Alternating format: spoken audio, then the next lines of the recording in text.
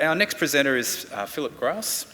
Phillip is an architect and urban designer and planner with 35 years of professional experience in Australia, the US and the UK, and 25 years involvement in practice-based research with universities, professional and industry organisations. He acts as a member of the state design review panels for a range of state significant precincts and projects, and is here today to discuss the methodology behind the Western Sydney Aerotropolis DCP. So would you all welcome Phillip Graus.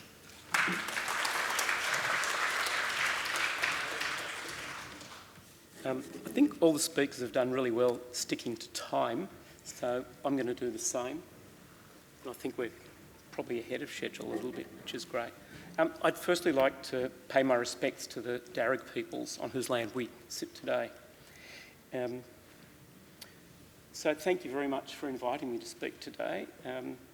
I think one of the challenges that we face, which all the speakers have mentioned today, is actually implementing planning and urban design visions and objectives. So just in the next half an hour, or maybe even a bit less, I'm going to present a snapshot of planning design and the translation of the Western Parkland city from its conception through a hierarchy of plans to implement, or what we call giving effect to that vision. So, like all plan making, there's a strategic and a statutory context. Strategically, the notion of 3 30-minute cities that are equal, distinct, connected, and each defined by a landscape. I think it signals arguably the most significant shift in Sydney's polycentric form since the 1968 corridor plan basically jettisoned Greenbelt plan that was supposed to contain growth and not to expand out of the urban area. And you've heard about the growth that we've had. Those plans don't work. We have to accept that our city is growing and deal with it. And I think the real challenge here is to translate these overarching narratives that sound so good into practical, deliverable, statutory frameworks. And I think the other point that was made is if the framework's not statutory, it gets ignored, and then people in local government really have very little say in what happens at the end of the day. This is far less scientific than the very careful work you've just seen previously, but even if we just look at these numbers that highlight the challenges that urban warming poses in Western Sydney in particular, rainfall reduces from 1,200 millimetres in the eastern city to almost half of that in the western city. The number of days, and we've seen some different numbers, so this is more of an average, but the number of days over 35 degrees Celsius does the opposite, rising 7-fold from 3 days in the east to 21 in the west. Canopy cover drops from 32% in the highly urbanised east to 16% in the more greenfield west. And you can guess what will happen if we continue business as usual development, which has also been mentioned. So within the Parkland city, the Wieanamata South Creek catchment area is 65,000 hectares. That's 80% of the entire Western Parkland city. It's 50 kilometres in length. And I think for the first time we've had a region and a district plan that describes a piece of blue and green infrastructure as the central urban design and water management element of the Western Parkland city, emphasising a new landscape-led approach. So it really sits at the heart of both strategic and statutory plans at the highest levels in New South Wales. And I think that's something new. The plans also include what I'd call beyond business as usual urban design principles that in a sense turn things upside down or the other way around, depending how you look at it. So rather than having the usual locate high density with a diagrammatic 800-metre radius of a station and towers and then surround it with low density, these principles start with the landscape, then development, and then locate transport. And the idea of this is that, like the eastern suburbs, you can live and work in a cool and green environment and you walk to transport. You don't live on top of transport.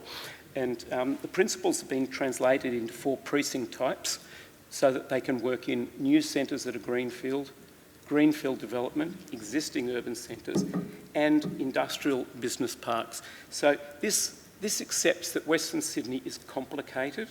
It's not all greenfield, it's not all urban, it's a mix. And unless they all work together, we're not going to do the urban cooling that we need overall.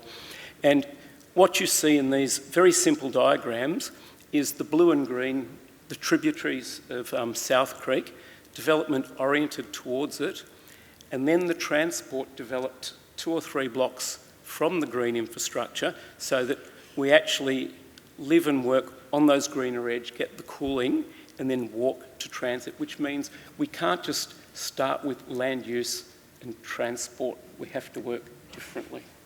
And the urban structure of the Parkland city that we're talking about is actually described in the district plan. And I think what's interesting in this plan that you don't see in previous plans is the significance of blue and green infrastructure. And as I think has been mentioned before, blue without green or green without blue doesn't actually work in Western Sydney where it's hot. When we have green without the water, the leaves just simply don't transpire and you don't actually get all the benefits that we see on all these street sections just showing trees everywhere. We must have the two, and urban design has to work at a much broader scale to make that work. So the most significant implementation and funding driver is the Western Sydney City Deal.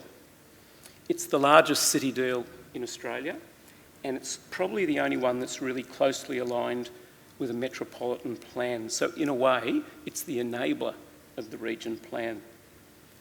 The Western Sydney City Deal is a 20-year deal, 3 levels of government in a partnership, and there's a funding in order of $11 billion, and that money doesn't count the new airport or the land that Bradfield is being planned on, which is 115 hectares that's gone from Commonwealth to state ownership. So if we look at the hierarchy of places, there's the 80,000 hectare Parkland city, the 11,000 hectare Western Sydney Aerotropolis, which you can see there on the left. And if you compare that to Eastern Sydney, it's an enormous area. And when you look at the Parkland city, I think an important thing to understand is if we take this 11,000 hectares and then to north, we've got the Penrith to Eastern Creek development area. They're the two that are greenfield. They have enormous potential. They can be developed in a new way, and they are about half the Parkland city. The other half is the existing growth areas to the south and north, and I think as Sebastian said, they need to be regeneration. We actually have a hybrid of a number of strategies that we need to work here. I think the other thing that's very important to understand, if we're going to make change on a very large scale, not just local, it's about governance and delivery processes. The City Deal sets out quite novel governance and delivery processes, and there's 38 commitments over 20 years. It's a complex arrangement, but I think it's necessary. And when we have a look here, we have authorities that are focused on governance of this whole area. We have other authorities that will deliver. And importantly, there's a couple, the Parkland Authority and also Sydney Water, have roles in delivery and governance and delivery. And I think has also been mentioned, where is the green overall management of the city, which I think was pointed out before, and that's absolutely correct. And when you look at the projects, as well as the airport, the North-South Rail Link, there's a thing here called the South Creek Corridor Project.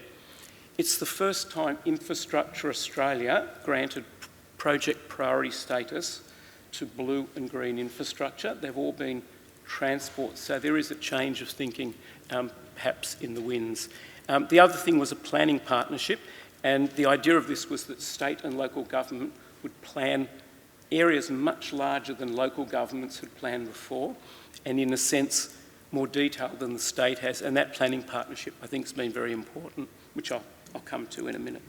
There's quite an interesting hierarchy of strategic and statutory plans that extend from the Aerotropolis plan, which is the first of these documents after the City Deal.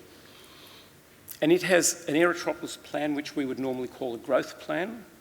There's a state environment policy, a SEP, to make sure that this thing has teeth. There are master plans, precinct plans, and then development controls. So this is sitting as a sort of linear hierarchy, but that's not how the urban design worked, which I'll come to in a minute, because plain hierarchies that are linear basically don't work. So the Aerotropolis Plan suite of documents were developed by the Western Sydney Planning Partnership, which was part of the governance framework. And while it's complicated, when you look here, local government and the state government are basically on the same level. So when we look at who is the client for all of this, while it's the Minister of Planning, it's also the councils, which are a governing body. And as we go down the hierarchy, you can see there are partnerships. And then off to the left, while the state and councils are the clients, so we're making plans for them, the development of them and the objectives they meet go across to the left to the city deal, to a coordination committee. And if we look at them, the implementation board and the leadership group, it's equally ministers and general managers of councils, federal ministers and mayors in a partnership. And that has been very important to actually get a governance process that's inclusive and works as a partnership. So this is some images from the Aerotropolis Plan, which are on the internet. The plan translates those higher order objectives I've talked about into a strategic structure, which you can see on the left. So that's the strategic structure plan for the Aerotropolis, which has the blue, green, the land uses. A challenge here is, how do you translate beyond business as usual ideas and principles into orthodox state planning regimes? Because when we go statutory, we are stuck with the orthodox till we change it. So how do we go from a structure plan to a land use plan? And some of the things here that I think have been real challenges, when we look at the green fingers that basically permeate the plan, that's unusual for a plan. We would normally have residential jobs, all the rest of it, and then you would basically have riparian, which is just the traditional drainage zone. Here we've got a thing called environment and recreation zone, and that recognises that those traditional environmental areas are not sufficient to create a meaningful blue-green infrastructure framework. It won't integrate human and biodiversity wellbeing, which I think Adrian and Sebastian both talked about. Implementing things like this really are a challenge. There are a lot of people who really don't like seeing this much green on a statutory plan. From this, we really need to tell people how urban design and how can this process actually work. So this is really trying to deliver a landscape-led approach to public space, but also all of the areas of private development. I'm calling this urban nature, a little bit like Anne Spurn, the landscape architect in Granite Garden, talked about urban nature. You can't separate green areas from urban anymore. And while these are fairly generic drawings, they can be applied to particular places. So if we look at the left, we start with blue and ochre. So we actually start with the waterway, the blue-green area. That could be all sorts of different configurations. Then we go to the green, and there are green areas that exist, but then there's also green areas we have to regenerate, ridges, valleys, all those areas that are catchment, and connect them to the green grid so that the water and the green are connected, and that starts to set the urban pattern. Then we do, I guess, what we call the grey and yellow. Then we overlay the transport, and in different contexts, this could be rail, it could be light rail, it could be buses, it could be active transport, depending on the context. And then we put in the density, which then sits at the intersections of these areas, higher densities where there are transport and blue-green, medium densities on things like amenity. This doesn't set that we have to have towers or not towers. I'm not talking about whether it's medium density or not. These are principles that are adapted to different situations.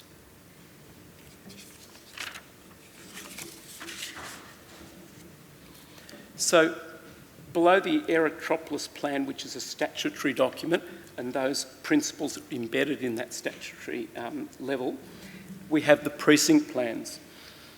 And these are applied to the initial precincts within the Aerotropolis area.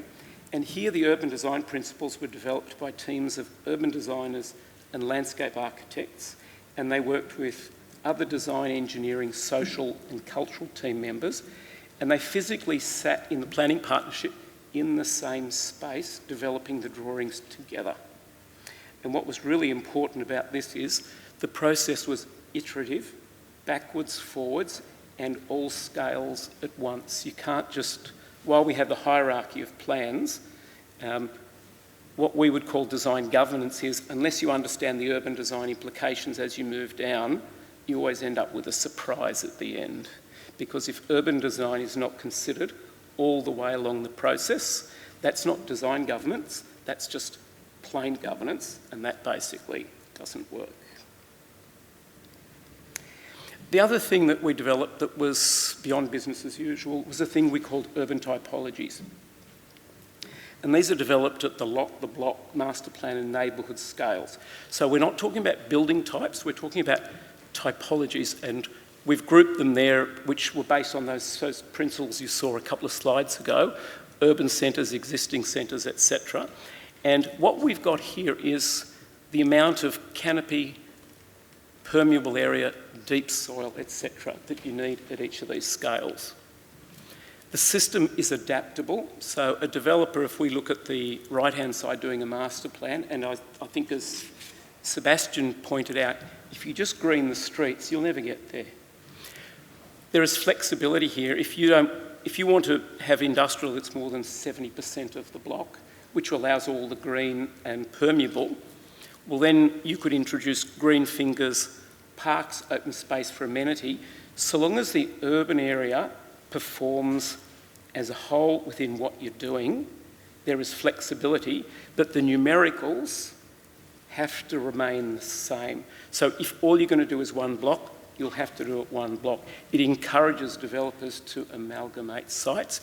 And if you think of these as tiles, as you build the Parkland city over time, cumulatively, the Parkland numbers have to be achieved, or the whole Sydney water strategy of retaining water in the landscape, not piping it all 60 kilometres back to the coast, doesn't work. So this system is tied back to those higher level hierarchical plans that I spoke about before.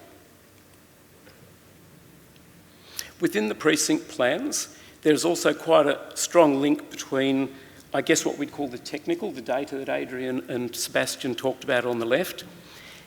And again, the data then needs to inform the precinct urban structure.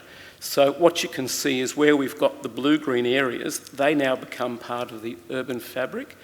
And again, there is flexibility so long as you work within the urban typologies and create the links, and that the block sizes are of a size that are permeable for active transport, etc. There is also some other beyond business as usual ideas. So on the left is a thing called an undisturbed soil network, which I don't think we've seen in a precinct plan previously to this extent. And this really says, let's think very carefully. When we develop a street, streets aren't just about shade. We talked about the different trees, some are much better than others. If we don't disturb the soil networks, we'll retain the biodiversity, the quality of soils, and we need to think, rather than just going cut fill, that the section here on the right shows where we have these areas of streets and they follow the topography, there's the opportunity to leave the soil alone, so that those green areas, rather than just doing the generic section, green, green, you know, cut it down the middle and you flip it around, you just make it symmetrical. Maybe the street responds to the place. Maybe where the soil networks are stronger, that's where we put the trees, that's where people stand in the shade, and we make it responsive to place. I think that's place-specific planning rather than the sort of words we get out of some government documents. The next thing that was developed, and this again was part of the city deal, there was a commitment saying that they needed more efficient and better engineering standards. I think the federal government's idea was, let's make all the drains and gutters the same, it'll be much more efficient for developers to build, which is true, and there's no reason not to do that, but it did have the word "and better outcomes." So the idea in this was to have standards that were consistent, and we worked with all 9 councils, 8 within the Western City and Blacktown, who are part of the city deal, to see if we could agree on standards so that their engineers, all the people within the different groups, could actually agree on these things, and they were agreed for greenfield areas. We put together a series of objectives that bring the region plan blue-green livability activation into the standards. And what we did here was basically redefine how we would look at a street. So there's 4 parts. There's the walking, cycling area, planting area, a flexible area that could be different depending if you're a town centre or in a rural area, and then the carriageway. And then we set numerical standards for trees, canopy, permeable area, water-sensitive urban design, and active transport, so that there was a holistic approach. And the top part here in the table, which you probably won't be able to read, is all these beyond business requirements. So this is all about how we perform from blue-green, how streets perform. Below the line is more the standard stuff to make sure that the engineering standard the engineers would work with and the blue-green work together in a deliverable street. And then from that, we developed guidelines for all of the street types. And then those requirements were translated here so that whoever's doing the street really just needs to look at these sheets. And each street type has a case study exemplar that's a real street so that people can go and look at it and understand. And what's very important is that every section had a plan. I think it's simplistic just to draw nice street sections. Where are the driveways for different types? So we put them in different typologies. So if we have a typology of houses, there's driveways, they must be taken into account, otherwise we're just kidding ourselves, and all those lovely green trees that Sebastian showed, half them won't actually be there. The other thing that emerged from working backwards and forwards, and we also spent a lot of time with people from country for these different areas, was trying to understand how do we take country, which talks about fragile landscapes, while we add hundreds and hundreds of thousands of square metres of development. What does it actually mean? So we work with Ellie Davidson from GHD, then Zion, to develop some guidelines that would help a developer doing a development and a council officer assessing an application deal with this pretty complicated issue.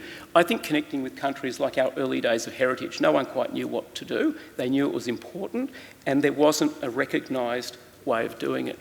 And the way this is framed is a series of questions that would need to be asked in a development application. How have you spatialised country principles? So you can't just draw more process diagrams and pictures of people sitting down and talking. What does it actually mean? Where are the ridges? Where are the valleys? Are you connecting? Where are the places that are significant? And there's a series of these, and then there's a series of processes that go from design, development, documentation, and then ongoing maintenance, because a lot of country is looking after country. Where is that in the development application conditions of consent? And then from this we come to the development application, the DCP, and this actually took longer to develop than all the other documents, which is not a surprise because we were trying to get these beyond business as usual principles and put them into a practical sense of documents that councils can use. So there was a series of very high level overarching principles, and I'm just putting up a table of contents to show the bits that I think are interesting, and this is on the web, you can look it up. It's the Stage 2 DCP. Recognised country is there. The blue and green infrastructures are very significant elements of the DCP, and so is street design. And when we look at the standards that are here, the DCP shows the street types, it shows the blue and green, and it brings in all the learnings from the Western Sydney street guidelines that had been agreed by council. So there was ownership of translating these things across and then making them more specific and making them into systems that people understand. Areas like blue-green were spatialised in the different typologies so that streets, parks, etc. link together to create a holistic place, because without the overall networks, none of this works. And it's quite explicit about creek lines, streets, etc. that exist in the Aerotropolis. We then took the numericals from the earlier work and translated it into types very familiar with the developer. So while we have urban typologies in the precinct plans, here we've got lots under so many square metres over, and if we look at the ones that seem to get Sebastian very excited in his photos, where they seem to be all roof and nothing else, well, we have site cover, we have deep soil and canopy. Urban development and lots are at least 50% of the Parkland city. You have to get green in those areas, and we calculated if we were between 20 to 25% within lots, 85% in open spaces, and then 30 to 35% in streets, we would get close to the number we're looking at. We did it with Sydney Water, working out what we needed to do, so we didn't just look at 40%, because as you said, nobody knows what it is. So what are the numbers you actually need that you can track back and show have a basis in scientific research? We also have areas where we have parking canopy, and again, I think car parking is probably one of the areas not thought about enough, and one of the reasons why we don't get the canopy that we were talking about.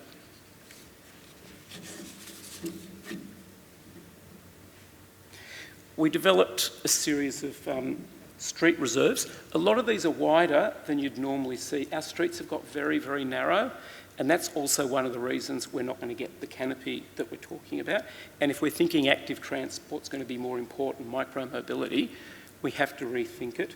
And while there's a land take issue here, but what we've assumed is it's much more efficient to deal with water-sensitive urban design in the public domain rather than the private. And that's probably something we can talk about.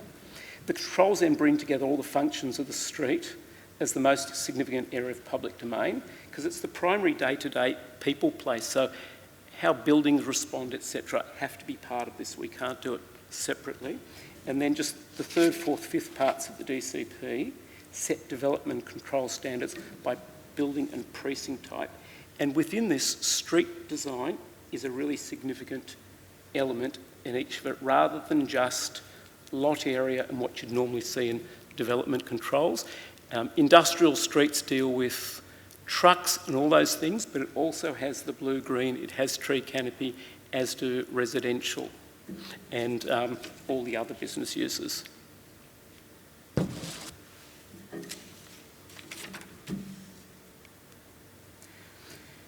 So anyway, I hope these ramblings convey some sort of idea of the journey that we've taken from vision to objectives through to implementation. And like the others, thank you very much for listening.